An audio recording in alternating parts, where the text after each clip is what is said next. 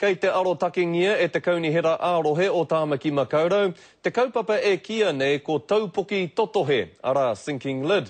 Koe nei te kaupapa e tohu ana i te maha o ngā pūrere pitipiti kei roto i te rohe o Tāmaki. Me te aha e whāmano ngā tono whakahe, kua tai ke atu ki te kaunihera e pāna ki taua kaupapa.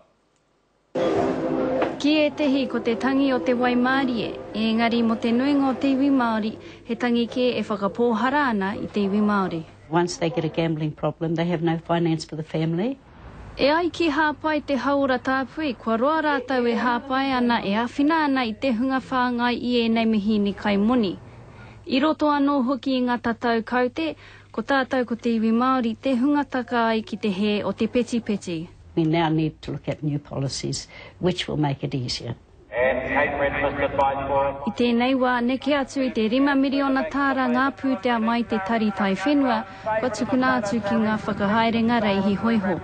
Hei ngā rōpū pēnei i hāpai te haura tāpui, he maumau moni ki tērā i nā ko te tikanga me haere ke atu aua pūtea, kia rātau hei whai te hunga e tā mea ana e tēnei mate. In my area, in Papatoetoe, has been a great reduction of machines.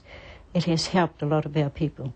Kia mautunu i tērā kaupapa i te kaunihera o Tāmaki, kia kore e tāe te whakatuano e ni tūmomo whare.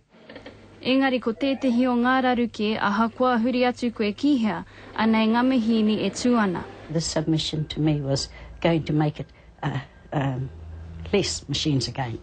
Ko tahi anō te raru ki te kore te kaunihera e aro mai ki a rātau tono. Ko te mate kore kai tērā huatana, ko te kāre pūtea. He oi anō he kaupapa tēnei ka noho tārewa tainua ki te maihe o te tauhou.